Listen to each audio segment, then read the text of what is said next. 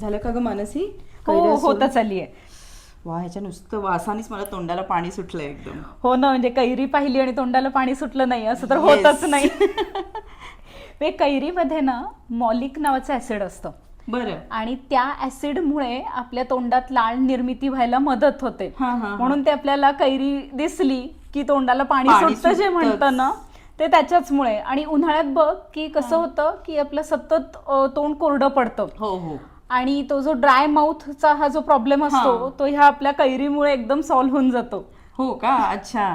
त्याच्यामुळेच माझी आव्वा म्हणजे माझी आजी, बाबांची आई, हा. जेव्हा कैऱ्या सोलायची चटणीसाठी, तर अर्ध्या अधिक कैऱ्या तर आम्ही अशाच खाऊन टाकायचो, छान आंबट. ओ, हे आज आपल्याला चटणीच दाखवायची होती ना. येस, आज कैरीची चटणी दाखवायची, म्हणूनच मी तुला असं छान घट्ट आणि करकरीत कैऱ्या दिल्या की छान आंबट गोड चटणी छान होते. हा. नाही तर मग ते पिकलं की काय, कैरीच्या चटणीच्या ऐवजी आपली आंब्याची चटणी होऊन जाईल.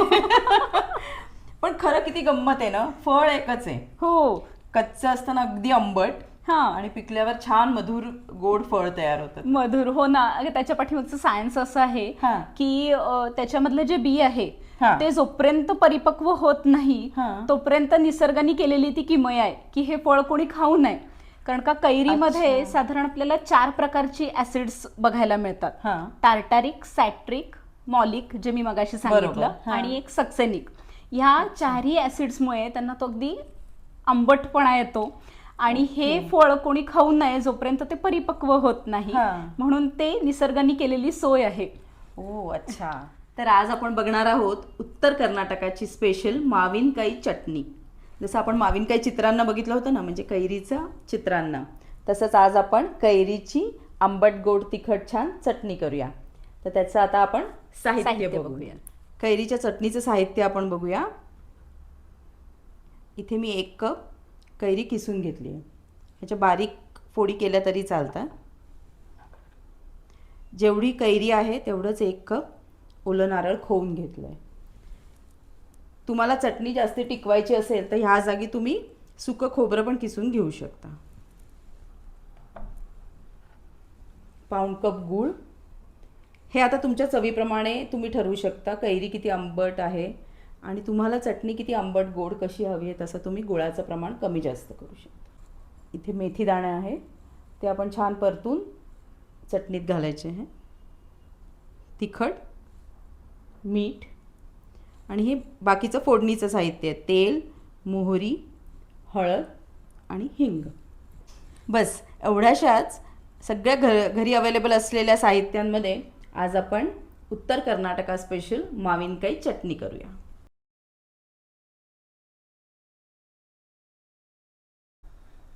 आता कढईत मी 2 टीस्पून तेल घेते.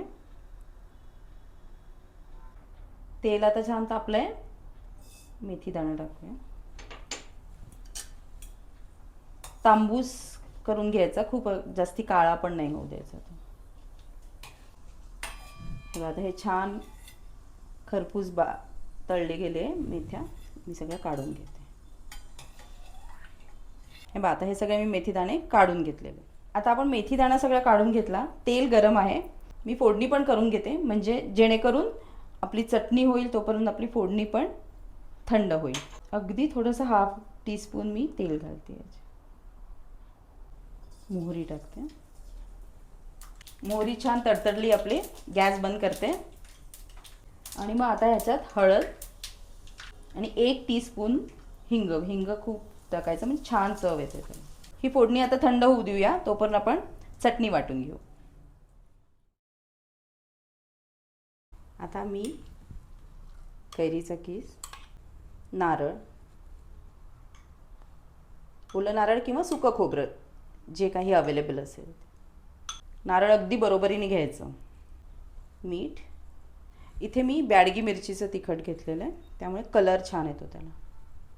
आणि आता आपण हे जे मेथी दाणे तळून घेतले होते ना ते घालायचे. आता हे सगळं मी आधी मिक्सरला एकदा वाटून घेते आणि मग हे बारीक झाल्यावर त्याच्यात गूळ घालून परत एकदा वाटून घे. आंबट कैरीची ही निसर्गाची किमया आपल्या शरीराला मात्र फार उपयोगी असते. उन्हाळ्यामध्ये आपल्या शरीराचं तापमान वाढलेलं असतं, त्यामुळे साहजिकच काय होतं की शरीराचं तापमान मेंटेन ठेवण्यासाठी आपल्या शरीरातली सगळी ऊर्जा ही त्वचेकडे वळवली जाते. त्यामुळे त्वचेला घाम येऊन आपल्या शरीराचं तापमान व्यवस्थित मेंटेन होतं. पण ह्यामुळे काय होतं की सगळी ऊर्जा आधीच संपून जाते आणि आपलं डायजेशन हे स्लो होतं. ह्या स्लो झालेल्या डायजेस्टिव्ह सिस्टीमला सपोर्ट द्यायचं काम आपली ही आंबट कैरी करते. कैरीमध्ये टार्टारिक ॲसिड असतं, असं मी मगाशी म्हणाले होते. हे टार्टारिक ॲसिड तुमच्या डायजेस्टिव्ह ज्युसेसना ॲक्टिव्ह करायचं काम करतं. शिवाय त्याच्यात B1 म्हणजे थायामीन हे विटॅमिन असतं. तर हे थायामीन कार्बोहायड्रेट्सना रेग्युलेट करतं. कार्बोहायड्रेटचं रेग्युलेशन म्हणजे काय, तर त्यांचं ब्रेकडाऊन, त्यांचं स्टोरेज आणि स्टोअर केलेली ऊर्जा जिथे जिथे लागते ती तिथे पाठवणं, हे सगळं हे थायामीन करतं. शिवाय कैरीमध्ये फायबर्स आणि सोल्युबर फायबर्स, त्यालाच आपण पेक्टिन असं म्हणतो. ह्या फायबर्समुळे आपलं डायजेशनसुद्धा उत्तम होतं, हे तर आपल्या सगळ्यांना माहितीच आहे. आता उन्हाळ्यामध्ये अजून आपल्याला काय प्रॉब्लेम्स जाणवतात, तर आपली त्वचा, केस हे सगळे रखरखीतपणामुळे त्यांना एकदम ड्रायनेस येतो, त्यांचा ओलावा कमी होतो, लवचिकपणा नष्ट होतो. तर हे सगळे प्रॉब्लेम्स आपल्या ह्या कैरीमुळे सॉल्व्ह होतात. कैरीमध्ये विटॅमिन B2 ज्याला आपण रायबोफ्लेविन असं म्हणतो, हे रायबोफ्लेविन आपल्या त्वचेमध्ये जे कोलॅजिन सिंथेसिस असतं त्याला प्रमोट करायचं काम करतात. ह्याच रायबोफ्लेविनमुळे आपले डोळेसुद्धा निरोगी राहतात. ही जी सगळी कोलॅजिन सिंथेसिसचं फॉर्मेशन किंवा प्रमोट करणं ही जी प्रोसेस आहे, ह्या सगळ्या प्रोसेससाठी आपल्याला विटॅमिन C सुद्धा तितकंच इम्पॉर्टंट असतं. हे विटॅमिन C सुद्धा आपल्याला कैरीमध्येच सापडतं. आणि इथे तुम्ही पाहिलंच असेल की प्रीतीनी इथे कुठच्याही कुकिंग प्रोसेसचा म्हणजे बॉइलिंग, स्टीमिंग अशी कुठचीही प्रोसेस न केल्यामुळे आपल्याला विदाऊट लॉस हे विटॅमिन C मिळतं. आणि हे vitamin C no side effect होणारं अँटीबायोटिक असं सुद्धा आपण त्याला म्हणू शकतो. उन्हाळ्यामध्ये काही काही जणांना स्किनवरती रॅश येणं किंवा छोटे छोटे बारीक पुरळ येणं हे सुद्धा प्रॉब्लेम सतावतात. मगाशी जे मी तुम्हाला म्हणाले की कैरीमध्ये सक्सेनिक नावाचं ॲसिड असतं. हे सक्सेनिक ॲसिड ज्या बॅक्टेरियामुळे आपल्याला रॅश किंवा मुरूम चेहऱ्यावरती येतात, त्या बॅक्टेरियांना किल करायचं कामसुद्धा हा सक्सेनिक ॲसिडच करतो. त्यामुळे थोडक्यात आपण असं म्हणूयात की कैरी खा आणि सुंदर व्हा. हे बघा आता छान सगळे जिन्नस घालून चटणी वाटून झालेली आहे आपली. आणि आता आपली फोडणी पण छान थंड झालेली आहे. तर आपण फोडणी याच्यात ओतूया. फोडणी अशी छान व्यवस्थित कालवून घेऊ. एकदम सुंदर रंग आलाय. येस.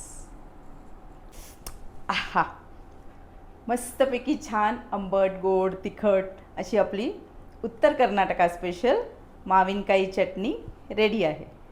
ही चटणी तुम्ही पोळी, पराठे, भाकरी, डोसा, अगदीच काही नसेल तर मी छान ब्रेडला लावून सँडविच करून खाते. कशाबरोबर ही चटणी अगदी मस्त लागते. आणि आता आपण ह्याच्यात ओला नारळ घातला आहे, त्यामुळे ती फ्रीजमध्ये ठेवावी. फ्रीजमध्ये साधारणतः 7 ते 8 दिवस चांगली राहते ती. आणि अजून एक, माझी आई काय करते, घरच्या कैऱ्या असतात ना, तर ती भरपूर प्रमाणात ही कैरीची चटणी करून ठेवते, 5-6 महिने टिकेल असं. पण त्यावेळेस ना ती सुकं खोबरं वापरते, म्हणजे अजिबात ओलं नारळ नाही, पाण्याचा अंश नाही. आणि छान अशीच सेम करून ठेवायची चटणी आणि फ्रीजमध्ये छान 7-8 महिने चांगली टिकते. म्हणजे आम्ही कधी माहेरी गेलो की आम्हाला घरच्या कैऱ्यांची छान चटणी मिळते. तर ही झाली आपली चित्रांना बरोबरच कच्च्या कैरीची अजून एक रेसिपी. तर आता राहिलं आहे उकडलेल्या कैरीची रेसिपी.